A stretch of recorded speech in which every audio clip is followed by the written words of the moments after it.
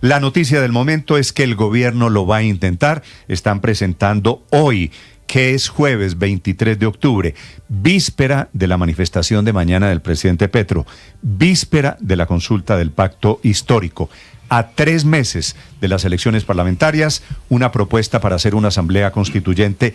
Ojo, Héctor, que usted me decía que no, sí, sin señor. límites. El presidente Petro, que decía que él no quería reformar la Constitución, que él quería una constituyente sin cambiar la Constitución del 91. La idea que están presentando esta mañana en este documento es una constituyente con 71 constituyentes, personas que van a reformar la Constitución, cuya elección va a estar diseñada por el presidente de la República a través de facultades extraordinarias y con un temario ilimitado. Es lo que está informando el ministro Montealegre. Sí, Néstor, pero todo hay que ponerlo en condicional y no en afirmativo, habría, podría, etcétera, y seguramente ni va a haber ni va a poder, porque la verdad es que la Asamblea Constituyente pues no es viable políticamente en este momento.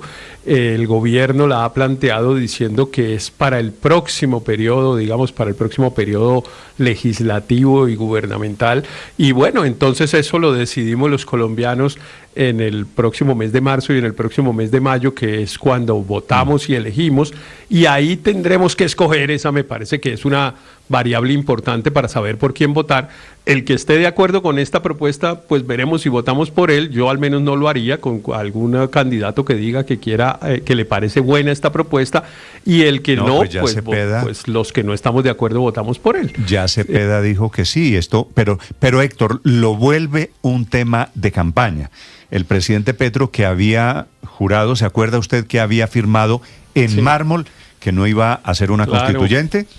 Termina su gobierno 2018, proponiendo una asamblea constituyente. Le prometió al entonces también candidato Antanas Mocus que no promovería una asamblea constituyente, y terminó haciéndolo, pero me parece que es una trampita de bandera política, de campaña, para darle una agenda a sus candidatos del pacto histórico, y yo creo que es un boomerang, porque francamente no creo que la gente en Colombia, la mayoría, quiera que cambien la Constitución, entre otras cosas porque no saben ni para qué. No es casualidad, Néstor, buenos días, que anoche el precandidato presidencial Iván Cepeda haya cambiado su postura. Él había dicho que estaba en contra de una asamblea constituyente, y anoche dijo que si incluso se necesitaba, si él llegara a ser presidente, la convocatoria a una asamblea constituyente para hacer las reformas que el país en su opinión necesita, recurriría a ella. ¿Sabe qué es lo dramáticamente paradójico de esta? Que el señor que nos gobierna hoy, Gustavo Petro, quiere cambiar la Constitución de 1991, que fue producto de un acuerdo político con él, con el M-19, con el grupo al que él perteneció y del que supuestamente se desmovilizó. Y termina su gobierno proponiendo cambiar el acuerdo político que le permitió a él el regreso a la vida civil después de tantos años de militancia en el M-19. Usted lo decía, Néstor, tema de campaña, y el presidente Petro es una persona que todo el tiempo tiene que estar encontrando formas de mantener a su gente, a sus seguidores, a los seguidores del pacto histórico, activados, como se dice en política, que salgan a la calle, que tengan un horizonte más allá. Y como le ha ido tan mal en su gobierno, y él mismo se queja incluso de que sus propias políticas no le han salido, bueno, él dice que lo traicionan y no sé qué, entonces tiene que poner otro horizonte más adelante, que ahora es la constituyente, Andrés, que yo creo que no va a llegar a ninguna parte. Creo que no hay ninguna duda de que esto es una bandera política, de que el presidente termina el gobierno contradiciéndose, que el presidente terminará o quiere terminar el gobierno con la bandera de una asamblea constituyente. Les cuento enseguida qué es lo que quisiera el presidente, porque además en el proyecto que él está proponiendo se pone unas facultades extraordinarias durante 6 meses para diseñar quiénes son los 71 constituyentes que él quisiera cambiar en la Constitución de Colombia, que me parece a mí que es paradójicamente una tristeza que él termine tumbando la Constitución de 1991 que le permitió ser el presidente Néstor, de Colombia. Tampoco es casualidad que este proyecto de ley, borrador de proyecto de ley para una asamblea constituyente, se ha presentado en la misma semana en la que fue absuelto el expresidente Álvaro Uribe. Y seguramente Uribe y Trump y la paz y lo que quieran y la salud y los ricos y el nuevo país son las banderas a partir de hoy. Camila Carvajal. Sí, señor Néstor, oyentes, buenos días. Déjeme empezar este informe con una pregunta. ¿Se parecen las condiciones de hoy en Colombia a las de 1991? La hago porque cuando usted revisa este borrador y este proyecto que anuncia el ministro de Justicia, Eduardo Montealegre, va a llevar el gobierno al Congreso para promover la Asamblea Nacional Constituyente, todo arranca, tiene 23 páginas el documento, exponiendo los motivos o los argumentos. Y dice este documento que lo que pasa hoy en Colombia es un contexto político y social igual o muy parecido al que llevó a la Constitución de 1991 y que por eso el gobierno se mete en esta idea de impulsar una Asamblea Nacional Constituyente. Lo primero que dice el documento es que el gobierno promueve una constituyente porque hoy, así como en 1991, está siendo criminalizada la protesta. Segundo, porque hay un bloqueo institucional por la situación del narcotráfico y las acciones de los grupos criminales, por la corrupción y una más, que esto está promovido por el asesinato de líderes políticos. Inevitable pensar en el caso de Miguel Uribe. Dicho que eso, como un gran bloqueo institucional, lo describe el documento en las 23 páginas para argumentar precisamente esta solicitud de Asamblea Nacional Constituyente. Vámonos a las últimas 4, donde está la noticia. El proyecto de ley que el gobierno va a radicar en el Congreso, en Senado y Cámara, por medio del cual el pueblo colombiano tendría que votar, decidir si se convoca a una Asamblea Nacional Constituyente. En este documento ya están escritas las preguntas que le harían a los colombianos. Primera pregunta, tiene en total 11 artículos y son en total 2 preguntas. La primera es la pregunta comillas. ¿Está de acuerdo con convocar a una Asamblea Constituyente que sesionará durante 3 meses contados desde su instalación, lo cual ocurrirá 30 días calendario después de la declaración de la elección de sus delegatarios por parte del Consejo Nacional Electoral, con las siguientes características? Estará integrada por 71 delegatarios elegidos por voto popular, así 44 elegidos por una circunscripción nacional, 2 representantes de pueblos afrodescendientes, 2 de pueblos indígenas, 2 de pueblos campesinos, 2 de pueblos víctimas del conflicto armado, 2 de los sindicatos, 2 del pueblo joven, 2 delegados del pueblo raizal palenquero, 6 del pueblo colombiano en el exterior. En todos estos casos, la mitad de las delegatarias de cada grupo serán mujeres. Además, 2 delegatarias de las madres cabeza de familia y 3 delegatarios del pueblo LGBTIQ+, y hay 2 opciones de respuesta: sí o no. La segunda pregunta, ¿está de acuerdo con la Asamblea Constituyente que reforme la totalidad de la Constitución política, no revoque al Congreso, tenga como límites los compromisos previos en materia de tratados internacionales sobre derechos humanos, las normas, las prohibiciones de procesos en materia de derechos fundamentales, así como el respeto de no regresividad en derechos sociales? ¿Sí o no? Esto fue explicado y sustentado por el ministro de Justicia, Eduardo Montealegre. Está en China. Desde allí, esto dijo. Colombia iniciará mañana un camino para lograr un salto adelante en busca de la dignidad humana.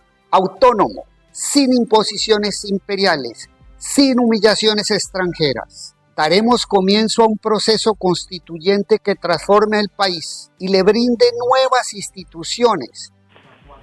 Néstor, y entonces aquí la pregunta es, ¿quiénes serían los constituyentes? Este proyecto, que le insisto fue hecho por el ministro de Justicia y que va para el Congreso, lo que dice es que tendría que aprobarse esta citación y sería el pueblo el que decida si se va o no a la constituyente. ¿Y quiénes serían los constituyentes precisamente? Pues dice esto, que son 71 delegatarios elegidos por voto popular y tendrían la representación que le acabo de leer en la pregunta, representando a mujeres, afros, campesinos, indígenas, LGBTIQ+, etcétera. Eso sí, ojo, porque en el artículo 2 hay un parágrafo y este parágrafo abre otra puerta. Revístase al presidente de la República de facultades extraordinarias por 6 meses, contados a partir de la fecha de publicación de la presente ley, para expedir normas con fuerza material de ley en las que precise los requisitos para ser delegatario, es decir, la definición de cada uno de los grupos mencionados. En la práctica, esto significa que si bien el proyecto pone el listado de quiénes serían los 71 constituyentes, el presidente Petro quedaría con facultades extraordinarias por 6 meses para él emitir la norma con fuerza de ley que determine quiénes cumplen las características de este proyecto. Una puerta que se abriría además para hacer modificaciones a la Constitución de manera total, que es como queda en la segunda pregunta que propone este proyecto, que el ministro Eduardo Montealegre va a llevar al Congreso. Camila, gracias. Qué susto a estas alturas darle facultades extraordinarias, poderes especiales al señor presidente Gustavo Petro. Néstor, esto no es un arrebato, y a la comparación, Luis Ernesto,